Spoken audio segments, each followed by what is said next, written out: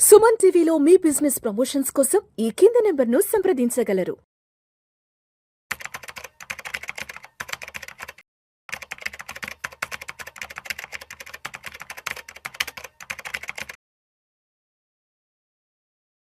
అనిల్ గారు నమస్తే సార్. నమస్తే విష్ణు గారు.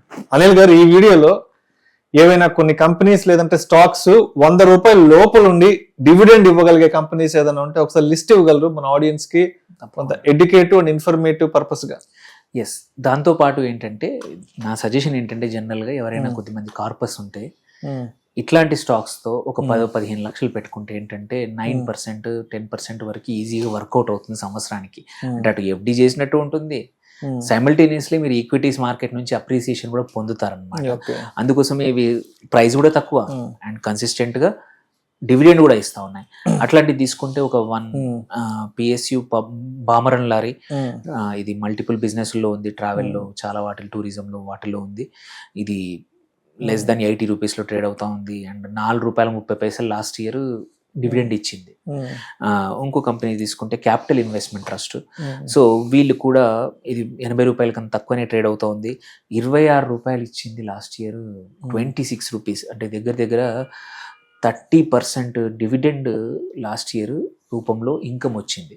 ఎవరైనా ఈ కంపెనీ స్టాక్స్ ఉంటే నువ్వు దగ్గర ₹1,00,000 ఉంటే ₹30,000 దగ్గర నీకు రిటర్న్ వచ్చాయి in the form of dividend.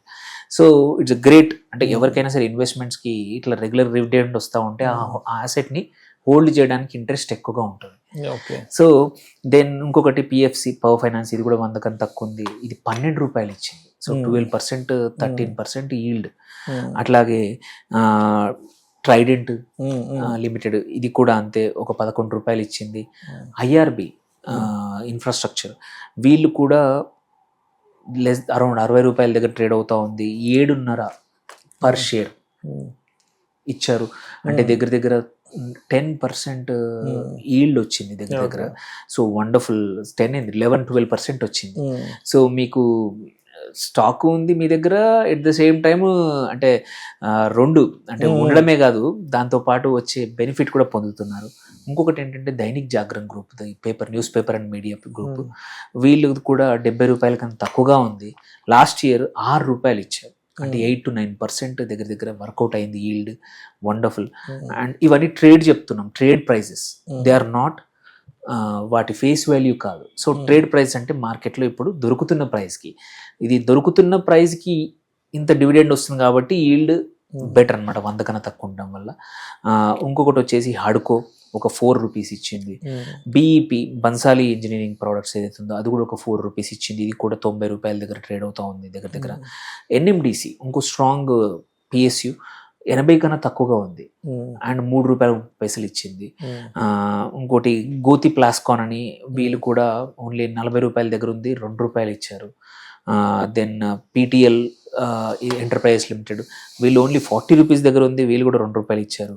Last important Mawana sugars, వీళ్ళు కూడా 80 దగ్గర ఉంది, ₹1. సో ఇట్లాంటి తక్కువ ప్రైస్ కి ట్రేడ్ అవుతూ రెగ్యులర్ గా కన్సిస్టెంట్ గా డివిడెండ్ ఇచ్చే కంపెనీస్ ని కొంచెం కన్జర్వేటివ్ ఇన్వెస్టర్స్ ఉంటారు, పెద్దవాళ్ళు ఉంటారు, కార్పస్ ఉంది, వాళ్ళు లాంగ్ టర్మ్ ఇన్వెస్ట్ చేసే వాళ్ళు ఉంటారు. అలాంటి వాళ్ళకి ఇలాంటి స్టాక్స్లో పోర్ట్ఫోలియో బిల్డ్ చేసుకుంటే మొత్తం కాదు, మేబీ మీ దగ్గర ఒక 20 లక్షల రూపాయల ఈక్విటీ ఉంది, మొత్తం ఒక 10 లక్షలు ఇట్లాంటి వాటితో పెట్టుకోవడం వల్ల సంవత్సరానికి ఒక ₹1,00,000 వరకు, ₹1,50,000 వరకు మీకు డివిడెండ్ రూపంలో రిటర్న్స్ వస్తాయి. అంటే మీరు హోల్డింగ్కి కూడా ఒక ఇంట్రెస్ట్ ఉంటుంది. అంటే లాంగ్ టర్మ్ ఇన్వెస్ట్మెంట్కి స్టాక్స్లో ఏంటంటే చాలా మందికి మోటివేషన్ ఉండదు. ఎందుకు?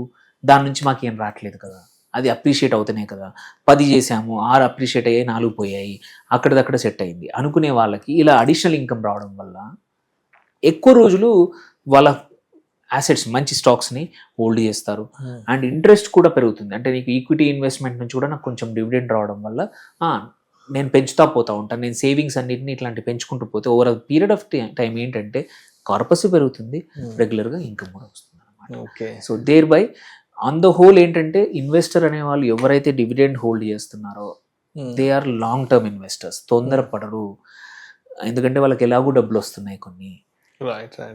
సో ఇది మంచి పద్ధతి యాక్చువల్లీ. సో ఇలాంటి స్టాక్స్లో ఇన్వెస్ట్ చేసుకోవచ్చు, ఈ సంవత్సరంలో కూడా డివిడెండ్ పొందొచ్చు ఇన్వెస్టర్స్.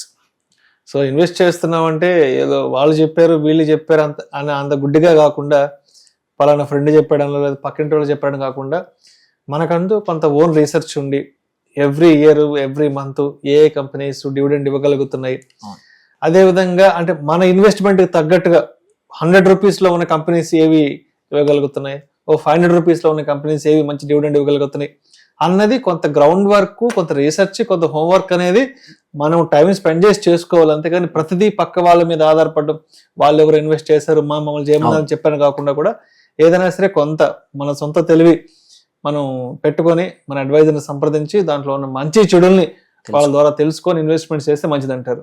Right sir.